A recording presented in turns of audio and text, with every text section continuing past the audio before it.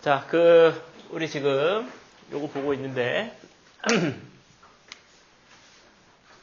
자, 우리 배설에서 여가, 제흡수, 분비 과정을 거쳐서 배설이 일어난다. 그죠? 저번 시간에 여가와 제흡수를 했고, 분비 과정을 간단하게 다뤄보도록 하겠습니다. 자, 분비가 되는 것은 크게 봐서 여기 보시면 수소이온하고 칼륨이온입니다. 수소이온과 칼륨이온.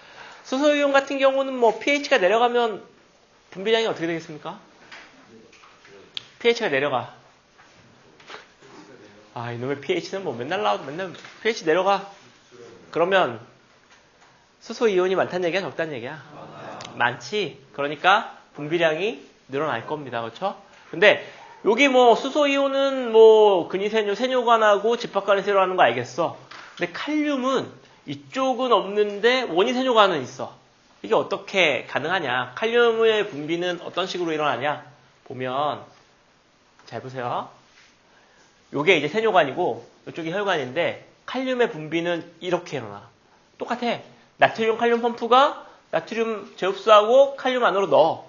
근데 근위세뇨관에서는 이 칼륨의 수동수송 채널이 어디 박혀 있냐면 여기 박혀 있습니다. 그러니까 나와서 칼륨이 많아지면 이게 이쪽으로 새. 근데 이번에는 촉진학산 채널이 이쪽에 박혀 있어. 세뇨관 쪽에. 그러니까 칼륨이 들어와서 농도가 높아지면 이게 그냥 바깥으로 나오게 되고 이 바깥이라는 게 세뇨관 안쪽 공간이 되죠. 이쪽으로 나오면 소변으로 나올 거니까 분비가 일어나는 거죠. 그래서 요 위치가 여기 있냐에 따라서 근위세뇨관은 얘가 여기 있기 때문에 분비가 일어나지 않아요. 근데 원위세뇨관은 이 칼륨 채널이 이쪽 세뇨관 강 쪽에 있기 때문에 자연스럽게 분비가 일어납니다. 요게 많이 돌아가면 많이 돌아가서 칼륨의 농도가 높으면 높을수록 분비량도 많아지겠죠. 원위세뇨관 기억해보고 근위세뇨관은 여기 보시면 여기 채널이 여기 있잖아. 칼륨 채널이. 아까 원위세뇨관은 이쪽에 있으니까 이쪽으로 빠져나가지만. 그래서 보면 제흡수든 분비든 이거 능동수송을 유지시키는 가장 주요한 핵심 기관은 나트륨 칼륨 펌프야. 결국 나트륨과 칼륨의 이 구동력 가지고 어떻게 맞물려서 빨려 들어오게 할 거냐 혹은 버려질 거냐를 결정할 수 있다는 얘기죠. 뭐가 결정하냐면 이게 메인 폴스를 주면 이 각각에 해당하는 공동수송 통로라든가 채널이라든가의 위치를 가지고 갖고 올 거냐 버릴 거냐 결정할 수 있다는 얘기입니다. 그래서 분비 과정은 이와 같은 과정을 통해서 일어난다. 뭐 간단한 얘기죠. 위치만 이렇게 싹 바꾸면 다시 갖고 올 수도 있고 바깥으로 버릴 수도 있고 그리고 이쪽과 이쪽은 이 밀착 결합 때문에 이동하지 않기 때문에 확실히 역할이 분담되고 그렇다는 얘기입니다. 그럼 끝났어요. 분비. 여가했지, 제흡수했지, 분비했지. 그럼 끝났지. 이제는 조절을 다룰 겁니다. 조절. 자, 저번 시간에 요거 ADH에 의한 집합관에서의 수분 제흡수 요건 다뤘으니까 요 좀 복잡해 보이는 거 요거 한번 해봅시다. 우리가 전 시간에 이게 뭡니까? 사구체 여가율, 그렇죠? 사구체 여가율이 높을 때는 낮추면 되는데 어떻게 낮췄냐면 수익소동맥과 수출소동맥의 직경의 변화를 줬습니다. 그렇죠? 높아. 낮춰야 돼. 그럼 수익소동맥 어떻게 해야 돼? 수익소동맥? 수축해서 줄이고 수출소동맥? 늘리고. 그죠? 그래야 하면 되는데 이게 낮을 때 어떻게 하냐 이거 낮을 때. 낮을 때는 어떻게 하면 되냐면은 좀 전에 얘기했던 거 반대로 하면 돼. 근데 그 수입소동맥과 수출소동맥의 직경 변화만으로 GFR이 회복이 안 돼. 특수한 상황이야. 그랬을 때는 다른 방법을 사용해야죠. 그러면 GFR을 올리기 위해서 뭐가 증가하면 되냐면 혈압이 늘어나면 되죠. 일로 들어가는 압차차가 커지면 당연히 회복이 되겠죠. 이 압을 어떻게 높일 것이냐 볼게요. 자, 여기 보시면 여기가 이제 원위세뇨관이고 여기 동맥하고 여기 맞닿은 부분에 원위세뇨관의 일부가 특수하게 변형되어 있다 그랬죠? 요 세포를 뭐라 부른다고요? 치밀반. 그리고 요거 전체를 방사구체 장치. 예. 그리고 영어로는 JGA라고 표현합니다. 뭐가 됐든. 근데 여기서 요 GFR이 낮다. 그러면 여과율이라고 하는 건 사람 머릿속으로 떠오르는 개념이지만 이 여과율이 높은지 낮은지를 어떻게 판단한다 그랬냐면 염의 농도를 가지고 조정을 한다. 그러면 여과율이 낮다. 그 얘기는 물이 생각보다 밑으로 많이 안 내려온다. 그 얘기는 요 세뇨관을 흐르는 액체 양이 적기 때문에 속도가 낮다. 속도가 낮다는 얘기는 세뇨관에 머무는 시간이 길다는 얘기고 그 얘기는 염의 재흡수가 일어날 충분한 시간을 부여한다는 얘기입니다. 그 얘기는 원인 세뇨관까지 왔을 때 염의 농도가 내가 설정한 기준치보다 낮다는 얘기죠. 낮으면 낮을수록 GFR이 낮구나를 인지하는 거죠. 그래서 처음에는 요거 수입소독맥과 수출소독맥을 조절할 수 있는 물질을 분비하겠지만 안 돼, 안 잡혀. 그러면 레닌이라고 하는 물질을 분비합니다.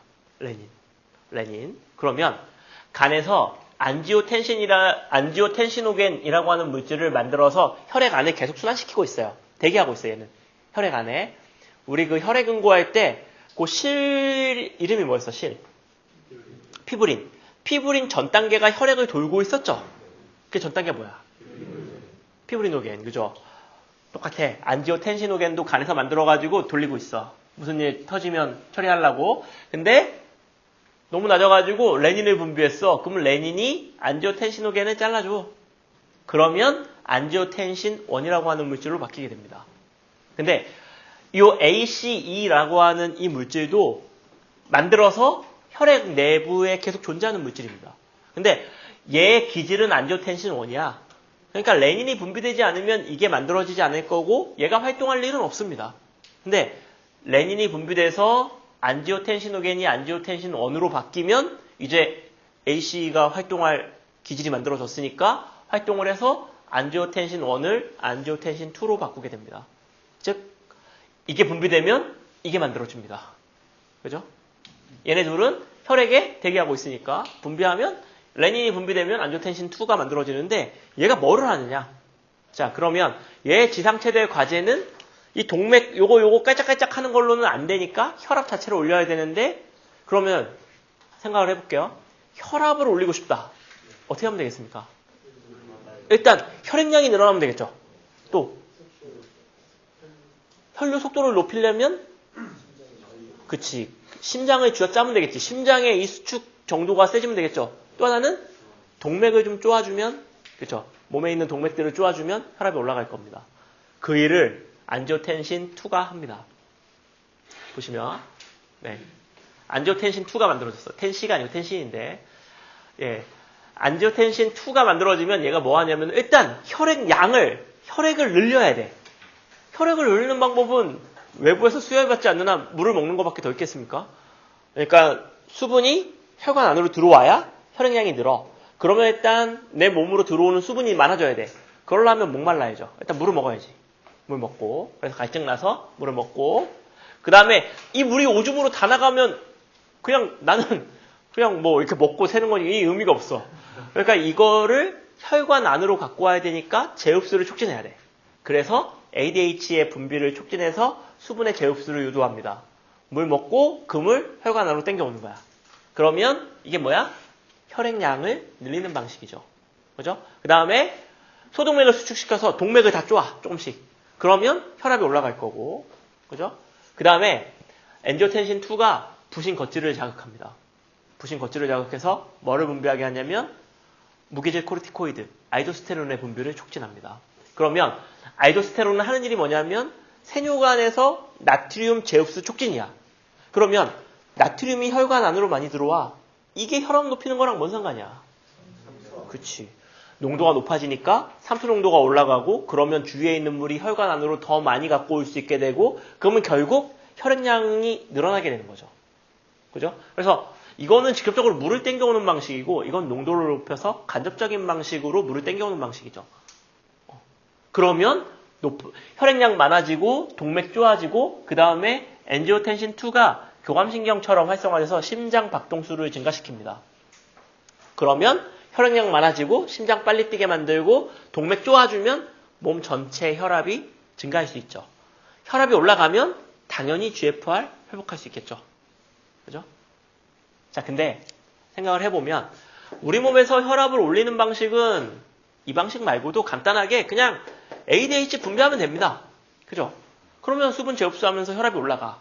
근데 왜 이것만 안 하고 이와 같이 복잡한 방식이 필요하냐 생각을 해보면 ADH가 하는 역할은 수분 재흡수 촉진이죠. 어디서? 좀 전에 했잖아. 어디서? ADH 어디서? 신우요? 어디? 집합관에서. 그죠? 수분 재흡수를 촉진하는데 근데 언제 분비됩니까? 얘가 그럼. 얘가 분비되는 얘를 분비하게 하는 자극이 뭐야? 그치. 삼투 농도가 혈중, 그죠? 피 속에 있는 삼투 농도가 높을 때 이거 희석시키려고 분비되는 거잖아요. 그런데 혈중 보통 일반적인 상황에서 혈중 삼투 농도가 낮다는 얘기는 물이 적다는 얘기고, 그죠? 물이 적다는 얘기는 혈액량이 줄기 때문에 물을 더 필요로 해서 물 들어오면 혈액량이 늘어나니까 혈압이 올라가는 건데, 근데 삼투 변화 없이 혈압이 떨어질 때가 있습니다. 언제? 그렇지. 뭐에 찔려서 피가 바깥으로 새고 있어. 그러면 피가 바깥으로 나오면 농도의 변화는 없죠. 그죠? 물을 타거나 뭐 그런 게 아니고 그냥 피 자체가 흐르고 있어. 그러면 혈액량이 떨어지기 때문에 혈압은 떨어지는데 ADH를 분비하게 하는 이 삼투 농도 변화가 일어나지 않기 때문에 ADH는 분비되지 않습니다. 그래서 이거 말고 또 다른 방식으로 혈압을 올릴 수 있는 방법이 필요하고, 그러면 피가 줄줄 새. 그러면 혈압이 낮아져. 그럼 뭐에 영향을 받을 거냐면 이게 바로 떨어질 겁니다. 그죠? 그러니까 이거를 아까 어디야? 방사구체 장치에 있는 요 밀집반이 인식을 해서 레닌을 바로 분비하는 거죠. 그러면 요 시스템이 돌아가서 혈압을 끌어올릴 수 있게 됩니다. 이 시스템의 이름은 관여하는 애가 레닌, 안지오텐신, 알도스테론 이 세 가지가 관여하는 거죠. 그래서 앞 글자를 따서 레닌, 안지오텐신, 알도스테론 시스템. 그래서 RAAS 라스가 되죠. 라스라고는 잘 안 읽습니다. 라스 라디오스타 같은 느낌인데 일단은 RAAS 시스템이라고 부르죠. 혈압을 상승시킬 수가 있습니다. 근데 이 시스템이 알려지고 나니까 문제가 되는 사람들이 있어. 고혈압 환자들은 이거 활성화되면 문제입니다. 고혈압이야. 이게 활성화돼. 그럼 올라간다는 얘기 아닙니까? 더 위험해. 그래서 고혈압 치료약의 꽤 많은 부분은 얘를 차단합니다. 얘의 기능을 차단해. 얘가 만들어지지 못하게 하거나, 얘가 만들어지지 못하게 하려면 얘를 건드려야겠죠?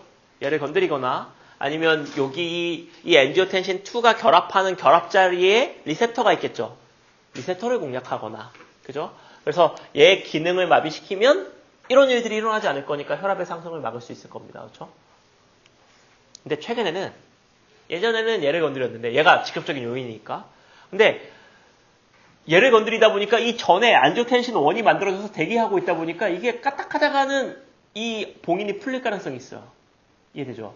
지금 뒤에서 대기하고 있는 애들이 많아서 이 봉인이 조금만 풀리면 금방 활성화돼 버려서 약효가 약발이 좀 떨어질 수 있어. 그러니까 최근에는 애초에 C를 잘라버리자. 레닌을 건드려버리면 되죠. 레닌의 활성을 막아버리면 애초에 이 뒤에 거 잘 생기지가 않기 때문에 요새 최근에 그래서 나오는 고혈압 약들은 레닌을 통제하는 약들이 많이 있습니다. 그러니까 왜 이런 걸 과학자들이 앉아가지고 이걸 밝히고 있냐? 밝혀져야 약을 만듭니다. 단계가 세분화해서 만들어지면 만들어질수록 굉장히 다양한 약들을 만들 수 있는 가능성이 생기는 거죠. 그죠? 그래서 이거 밝혀내는 게 굉장히 중요합니다. 이런 거 밝혀내는 게. 그죠? 아무것도 아닌 것 같지만, 예를 들어서 지금 뭐 이렇게만 알려져 있는데 또 다른 뭐 석스 이런 물질이 발견됐어. 석스 물질이 이 사이에 껴있어. 얘가 석스를 활성화시켜서 석스가 레닌을 분비하게 해. 이 한 단계가 더 밝혀졌다. 그렇다면 또 다른, 그러니까 기존의 약들이 들지 않는 환자한테 적용할 수 있는 또 하나의 소스가 생긴 거죠. 그러니까 굉장히 중요한 얘기입니다. 이거 밝혀내는 거. 그리고 우리 그런 거 많이 하잖아요. 기생충의 생활사, 그 다음에 바이러스의 생활사. 걔네들 생활사가 뭐가 궁금해서 그걸 밝히고 있겠습니까? 어디를 공략하는 게 가장 효율적일 것이냐. 이 애 새끼를 못 낳게 하려면 어디를 쳐야 되느냐. 그거 알려면 생활사를 정확하게 알아야 되니까 그런 거 하는 게 의미를 갖게 되는 겁니다. 그렇죠? 되겠죠? 근데 요 RAAS만 있으면 이거 폭주할 수 있어요. 이거 까딱하다가. 폭주하면 어떻게 해? 혈압이 너무 올라가. 그래서 혈액량이 너무 올라갔고 내가 감당할 수 있는 피해량을 돌파했어. 그럼 심장이 빵 터질 수 있겠죠. 그거 커버해줘야 됩니다. 너무 폭주하는 걸. 그럼 누가 막느냐 이걸. 심방성 이뇨펩타이드라고 하는 물질이 있습니다. 그러면 잘 봐봐. 내 몸에 있는 혈액량을 감지할 수 있는 센서가 어디 붙어 있으면 될까? 혈관에 있으면 내 몸, 만약에 여기 혈관에 있어. 그럼 내 몸 전체에 있는 피해 양을 계산할 수 있나, 얘가? 그러면 얘가 시간당 지나가는 양을 뇌로 보내가지고 뇌가 수치적으로 계산을 해서 이 정도 지나가면 위험하다. 이렇게 할까? 어렵죠. 그러니까 모든 피는 다 어디로 모이냐면 심장으로 모여. 그러면 심장에 센서 있는 게 제일 확실하고 편하죠. 심장이 평상시에 늘어나는 양보다 더 많이 늘어났다는 얘기는 내 몸의 혈액량이 너무 많다는 얘기입니다. 그래서 심방으로 모든 피가 다 들어오니까 이게 이제 신장 수용기라고 심방이 늘어나면 이걸 감지하는 센서가 있는데 그 센서가 일정량 이상 심방이 커지면 물질을 분비합니다. 그게 심방성 이뇨펩타이드라고 하는 물질입니다. 이게 뭐냐면 심방이 너무 늘어났어. 위험해. 혈액량 너무 위험해. 그러면 이 시스템 전체를 드랍. 그만해 이제. 됐어. 많아. 이렇게 하는 거죠. 그러니까 제흡수 됐어. 그만해 이제. 많아. 제흡수 안 되고 이 시스템 다 막았죠. 그러면 염이 이제 내 몸 안으로 안 들어오고 세뇨관 안에 많다는 얘기니까 그러면 삼투 현상에 의해서 세뇨관 쪽으로 무리 갈 거고 그러면 오줌량이 많아지죠. 그래서 이름이 이뇨펩타이드가 되죠. 이거 분비되면 오줌량이 많아지는 거죠. 그 다음에 요 동맥 쪼았던 거 다 풀고 그리고 교감신경 다시 활성화시키지 못하게 하고 그러니까 혈압을 다시 낮추는 이와 같은 역할을 하게 되고 이게 너무 낮아졌어. 그럼 또 나오겠죠. 그래서 우리 몸에서 어느 정도의 항상성을 유지할 수 있는 그와 같은 시스템이 됩니다. 우리 몸 뭐 깔끔하죠? 깔끔하게 잘 관리가 되고 있습니다. 이렇게. 자, 그 다음에 신장이 안 좋을 때 어떤 걸 해야 되냐? 추석인데 우리 신장의 기능이 보면은 아까 보면은 뭐 칼륨이나 수소의 농도도 조절을 하고 그 다음에 수분의 농도, 혈액량의 농도 이런 것도 다 조정을 하죠. 그러니까 내 몸의 항상성에 굉장히 중요한 역할을 하는데 신장에서 해야 되는 제일 첫 번째 요소 빼내는 겁니다. 요소 버려야 돼. 내 피에 요소의 농도가 어느 정도 높으면 요소 중독증이라 그래서 심각한 병이 되고 요소가 독성이 있기 때문에 혈액에서 요소의 농도가 높아지면 피가 닿는 모든 세포들이 다 피해를 입습니다. 그러니까 신장이 안 좋아지면 몸 전체가 나빠져. 요소의 농도가 높아져서. 그러면 이거 일단 몸의 항상성은 둘째치고 요소부터 빼내야 됩니다. 그래서 요소를 빼내는 방식으로 투석을 사용하죠. 투석이라고 하는 거는 내 몸 피를 다 기계로 보내서 기계에서 필터링해서 깨끗한 피를 내 몸 안으로 집어넣는 방식입니다. 근데 이걸 최소한 일주일에 2번 이상 해야 됩니다. 그리고 내 몸의 항상성 조절을 자동적으로 못하니까 내가 먹는 식단, 운동, 식이요법 다 동원해서 조절 폭을, 그죠? 이 변화 폭을, 내 몸에 있는 어떤 이온이나 삼투 농도의 변화 폭을 인위적으로 조정을 해야 되니까 식단 조절, 운동 조절 하면서 투석을 일주일에 2-3번씩. 쉽지 않겠죠? 고기 같은 것들도 상당 부분 제약될 겁니다. 단백질 많이 먹어서 질소, 노폐물 많이 생기면 결국 요소 많이 만들어지니까 적절하게 제한하겠죠. 그러니까 쉽지 않은 삶을 사는데 일단 볼게요. 자, 내 몸에 있는 피를 기계로 보내야 돼. 그러면 내 몸에 있는 피를 빼내는 이 바늘을 동맥에 꼽는 게 좋겠습니까? 정맥에 꼽는 게 좋겠습니까? 피를 기계로 보내야 돼. 피를 정맥에 꼽으면 하루 종일 이러고 있어야 돼. 피가 안 나와. 내 몸에 있는 피 언제 다 짭니까? 그러니까 이 바늘은 동맥에 바로 꼽습니다. 그러면 심장이 뛸 때 그 파워로 피가 쭉쭉 들어오니까 기계 안으로 피가 쭉쭉 들어오죠. 그럼 여기서 필터링된 피를 다시 내 몸 안으로 넣어주는 그 바늘은 동맥, 정맥. 이거 동맥에 꼽으면 동맥 앞보다 커야 되니까 어렵죠. 그럼 피가 다시 역류할 수 있습니다. 여기서도 나오고 여기서도 나오면 죽겠죠? 그러니까 이거는 정맥으로 넣어서 저항 없이 쑥 들어갈 수 있도록 정맥으로 넣어줍니다. 이와 같은 시스템이고, 그리고 가장 좋은 건 우리 몸에 있는 채널 펌프를 그대로 여기다 재현하면 제일 좋겠지. 근데 가능하겠습니까? 그런 일이? 불가능하겠지. 그러니까 이거는 그냥 반투과성 막으로 구성되어 있는 관이 있고 글로 피를 흘리는 거야. 여기서 우리가 해줘야 되는 건 요소를 빼내는 겁니다. 요소를 빼내는 방법은 여기에다가 채널을 받고 펌프를 박을 수 없어. 그건 인건비도 안 나와. 그러니까 어떻게? 그냥 단순 확산으로 이동할 수 있도록 환경을 만들어주는 거야. 자, 그럼 피가 이렇게 흘러다니고 여기에 투석액을 여기다 채워가지고 여기서 확산이 일어날 수 있도록 해줘야 됩니다. 자, 그럼 투석액을 깨끗한 투석액이라고 해서 증류수를 써. 깨끗하게 증류수. 피를 증류수에 담궈. 어떻게 되겠습니까? 피 속에 있는 포도당, 아미노산, 염 다 빠지겠죠. 그리고 돌아가는 건 거의 맹물에 가까운 어떤 그런 것들이 들어가겠지. 근데 나는 뭐만 빼면 되냐면 요소만 빼면 돼. 다른 건 움직이면 안 돼. 그러니까 이 안에는 맹물이 되면 안 돼. 그럼 어떻게 돼야 돼? 그렇지. 포도당, 아미노산, 무기염류, 비타민 이런 거는 피에 있는 농도와 똑같이 맞춰줘야 됩니다. 하다못해 포도당이 더 많아. 그럼 피로 혈당이 막 들어가는 거죠. 그럼 당뇨 있는 사람들 그냥 가는 거지. 당이 또 막 치솟으니까 위험합니다. 그러니까 똑같이 맞춰주는 거야, 여기. 다만 뭐만 없어? 요소만 없게. 이렇게 맞춰주는 겁니다. 그래서 넣어주면 확산으로 되는데 여기 보면 이게 흘러다니는 관하고 혈액이 흐르는 방향이 있는데 보세요. 이게 이제 또 중요하게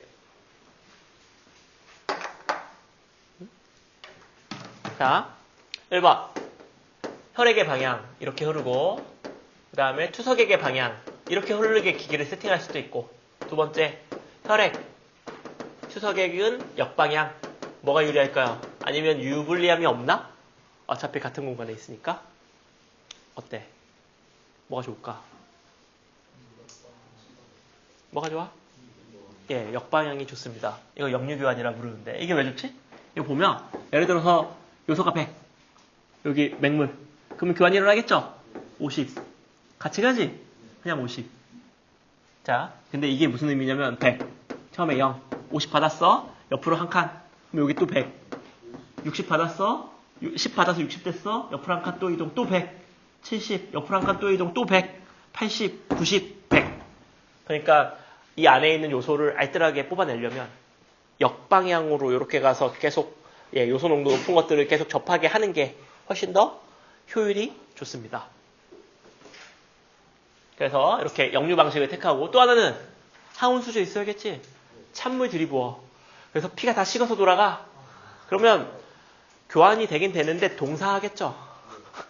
예, 동사. 체온이 떨어져가지고. 그러니까 체온 맞춰주고 이렇게 해서 쭉 뽑아내면 이 투석액을 이렇게 뽑아내면 이 투석액 안에는 이쪽에 들어있는 거하고 뭐만 차이가 나? 요소 양만 차이가 나야죠. 만약에 이 투석액에 포도당을 10 넣는데 이쪽에서 포도당이 11이 됐다. 그럼 뭔 얘기야? 그러면 투석액을 잘못 만들었다는 얘기죠. 이쪽에 포도당을 더 넣어줘야 된다는 얘기죠. 농도가 낮으니까 피에 있는 포도당이 빠져나왔으니까. 그래서 같이 보면서 요소만 변해야 되는데 다른 거 변하면 요거 좀 조절하고 이런 식으로 조절하는데 보통 이거 보고 이걸 조절하면 그 병원은 초본 거고 그냥 여기서 분석해가지고 요거 가지고 이렇게 딱 해서 요소를 쫙 뽑아내는 요 같은 방식을 쓰는 겁니다. 근데 우리가 먹는 게 뭐 반찬에 계속 뭐 질소성 물질들 그다음에 세포 먹으면 핵산 같은 것들이 있으니까 노폐물이 계속 생길 거고 어쩔 수 없이 폭주하지만 않게 식단 관리하면서 2, 3일에 한 번씩 요거 해주고 이거의 목적은 뭐겠어? 낫겠다기보다는 신장을 이식받을 때까지 버티자는 거죠. 버티자. 이거 당장 안 하면 1, 2주 만에 죽을 수 있으니까 버티자. 뭐 그런 겁니다. 그러니까 어렵죠. 이 정도 되면은 진짜 몸 전체가 망가질 확률이 굉장히 큽니다. 여기에 뭐 당뇨에 투석에 막 몇 개 합쳐지면 그냥 몸 뭐 순식간에 그냥. 그래서 요새는 기증자가 많진 않죠. 이런 게. 또 기증을 해도 또 나랑 조직이 맞아야 되는데 그것도 어렵고. 그래서 요새는 인공장기에 굉장히 많은 힘을 쏟아붓고 있는 거고 꽤 많이 발전해 오고 있습니다. 지금 인공장기를 찍어내는데 조직 단계까지는 거의 됐어요. 조직 수준에서는 3D 프린터가 찍어냅니다. 얘를 구성하고 있는 조직들을 찍어내. 그리고 보통 3D 프린터의 재료를 셀을 쓰죠. 세포를 쓰는데 그 세포 내 세포 써가지고 세포 분열시켜서 하면 되니까 뭐 거부받는 거 없고 만들 수 있는데 조직을 합쳐서 기관을 만들면 기관이 하나의 기능을 해야 되는데 그게 좀 어렵습니다. 아직. 예, 조직까지 만들 수 있는데 조직은 동일한 세포의 집단이니까 그거 만드는 거는 뭐 만드는데 세포와 세포 사이에 또 접착제 발라가지고 쫙쫙 붙여요. 생체 접착제가 또 따로 있어가지고 세포 놓고 접착제 바르고 세포 놓고 하면 쭉쭉쭉 붙어. 조직 만들 수 있어. 그리고 외형적으로 기관을 만들 수도 있어. 근데 기능을 안 해. 잘.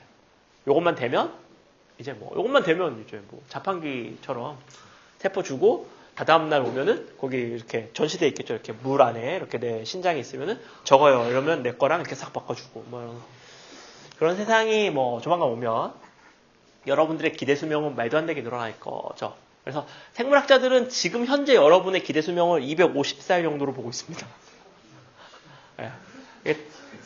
예, 250살 정도로 보고 있어요. 어떤 사람들에 따라서. 근데 기대 수명이 진짜 말도 안 되게 늘어나고 있어. 제가 여러분 나이 때에는 기대 수명이 70살 정도였어. 70살.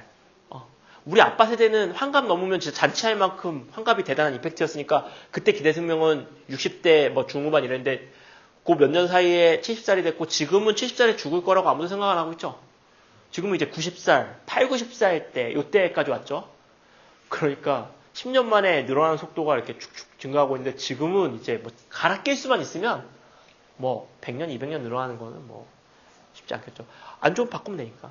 얼굴이 안 좋아? 그럼 피부세포 전체를 쭉 배양한 다음에 살갗 한 겹 쫙 벗겨내고 거기다 싹 입혀가지고 다시 완성되면은 탱탱해지겠죠.